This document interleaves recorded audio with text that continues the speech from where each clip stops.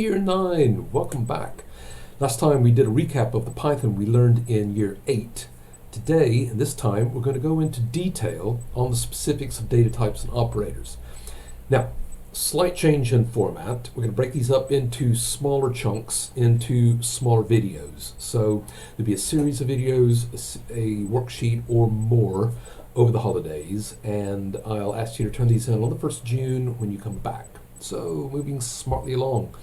Firstly, let's look at some variable types, and we're going to move over here to our PowerPoint where we look at the different variable types in Python. So first you see we have a character, single ASCII character. It could be a number, a letter, a non-alphanumeric character such as an exclamation mark, and they each take 2 bytes in storage. A string is 0 or more characters. As we said before, a string is basically a bunch of characters strung together. That's literally where the name came from. So a string will take 1 byte per character. It stores as much as it needs. And we're going to look at strings in depth today, what we can do with strings and how we can manipulate them. An integer is a single number without it's a whole number without any fractionalization or decimalization, and they take up 2 bytes in storage to allow for quite large numbers. A real number is a whole number with fractionalization or decimalization, so it can, like pi could be 3.14, 3.14159, etc., etc. It might be a negative real number, so as we see here, minus 56.775, or it could be a number with decimalization, such as 10.0, but with nothing stored, well, a 0 stored on the other side of the decimal point. So these take up 4 bytes, so you have 2 bytes per side of the decimal point. You've got 2 bytes for the real number, 2 bytes for the decimalized portion. Finally, we have a Boolean data type, and Booleans are either true or false. Now, theoretically, these take up 1 bit, a 0 or a 1, and in some programming languages that is true. In Python, though, they take 1 byte each. So, going along from there, one of our a variable type we have in programming is something that we call a constant. Constant's a type of variable that holds values but can't be changed. They can be used for values that hold true throughout the use of the program, or are set as a constant within that program to be used globally. So something such as pi, 3.14 or 3.142, an amount of decimal places, might be set as a constant for a programming language. Thirdly, in most cases, they're set in and called from other modules and libraries. Now, in Python, there's a slight difference in that you have to instantiate or set a variable to be a constant, and there's a specific method for doing this. This is beyond the scope of what we're going to cover in Year 9, but just keep in mind that in Python, constants have to be set as constants either in a separate module or in an instantiation that is set. This variable is a constant, can't be changed. It has to be explicitly set in that. Otherwise, variables are variables. They can be changed at will. To denote a variable as a constant, if you just set it as a variable in your program, but you want it to not be changed by yourself or by other people that use that program, it's generally written in uppercase. And that tells us this is a constant, don't change this. Okay? So let's look at strings and strings using input. All Python input code is accepted as a string, full stop. So if you input, and in that input you use a number, a real number such as pi 3.14, that's stored as a string until you explicitly state that it has to be changed to a different bollocks.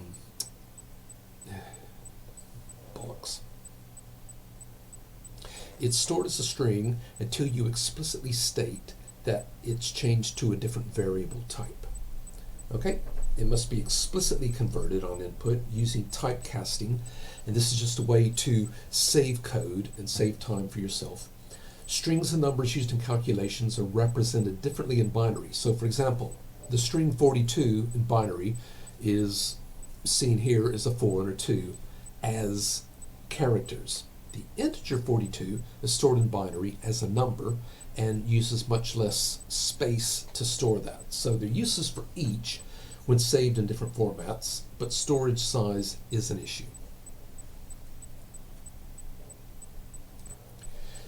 So if we move over to our REPL here, we can look at how we can manipulate strings, and we're going to illustrate not just string input and string manipulation. We're going to illustrate a concept called concatenation. What this means is taking two variables and putting them together using variable manipulation. So if we run the program, see, please enter first name. James, please enter last name. And then we see the output prints your name is full name. But above here, we've defined full name equals a new variable, full name equals the first name plus a couple of quotes plus last name. So it concatenates or combines the first name plus the last name to a new variable called full name, and then prints out your name is, and then the full name. Okay, now something the sharp-eyed will notice amongst you is, why do we have the quote marks there with the space in between? All that does is simply puts a space between these two variables that have been concatenated. So within the variable full name, you've got James space Ali, not two names squished together. Okay? It's just a bit of UX, user experience, so it looks nicer. Now, imagine that you want to create a list, or you have a website or e-commerce site, and you want to give someone a username, or give someone an email address, or store their name as a variable, and but you want to save a bit of space, and you want to give them something unique. So, firstly, please enter first name and surname separated by a space. So all in one line. If I enter that, then let's look at what we have. It outputs, when inputting James.Ali, we output J space Ali. So we're taking the full name as the input, separated by a space. It looks for the space position. So here, we're creating a variable called pause space, and that's the full name, and uses a function in Python called find, and it finds the space inside that variable. Then we define a separate variable called surname starts that equals the pause space plus 1. Ooh, so far so good. So the pause space plus 1 is going to be the pause space, which is the space between the names, and then plus 1 equals the character after that. So that's going to be the space will be the space after James, and the pause space plus 1 equals A. Next, we're going to do create a variable called the number of characters, numchars, equals the length, len, here we go, returns the number of items in a container, the length of the full name. So the full name is everything put together, and the initial equals the full name at space 0. Remember, in programming, the first position is always 0. Counting starts at 0. 0 counts. So you go 0, 1, 2, 3 instead of 1, 2, 3, 4. So the initial is the full name at position 0. The surname equals the full name where the surname starts with the number of characters after that. So we're going to print the initial plus a space plus the surname. And for that we get J space Ali.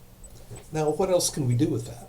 So let's say you own a domain and you want to give family in your people in your family an email address, or you own a domain for an organization and you're onboarding a new person into the organization. You want to give them an email address. So let's give them a first initial dot surname email address. If we run this again, we'll see, please enter first name and surname. What is your name? It'll output that as j.alley. That could be my username. But if we want to give them a proper email address, that could be output as initial plus dot plus surname plus, and then the string at somewhere.com, assuming that is your domain that you own. So let's try it again. Let's see what we get. So if we run the program, please enter your first and surname. And there we go. That's my new email address, j.alley@somewhere.com. Bit of string slicing with some usefulness, all done in Python with a bit of code. Okay, a quick recap of what we've learned so far, and then I'll set you your assignment. Assignment will also be up in the team area, but I expect you to share your assignment with me on REPL.it. So, very quickly, we have our strings and input. All Python input code is accepted as a string. It must be explicitly converted on input using typecasting. Strings and numbers used in calculations are represented differently, and their uses for each when saved in different formats. It's just the storage size is an issue. Now, recapping what we just went over specifically with regards to strings, we learned about the len function, which is the length. So if I use the len function on James Alley, I find out the length is 11 characters. The position function, we have to pay very, very close attention to this. So the position in James Alley of S is 4. So we have 0, 1, 2, 3, 4. Always remembering we're starting from 0. Now, one thing we didn't cover, but will be a part of strings and will come to at some point in the future, is substringing. So if we look at substring 6, 8 in James Alley, that's looking at from position 6 to position 8. What is the substring in that, in this string? So we have 0, 1, 2, 3, 4, 5. So 6, 7, and 8 will be the A and the 2 L's in James Alley. So there we go. Okay, so what I want you to do for me is to take my code, REPL.it/Mr. Alley, it's in capital M, capital A, and I want you to modify the code in my REPL to output a famous person's name as first name, as initial, dot last name, and using my name as an example, j.alley, and then print your username is, and then state what their new username is. So if it's Tony Stark, just you want to modify the code so it outputs your username is t.stark. All right?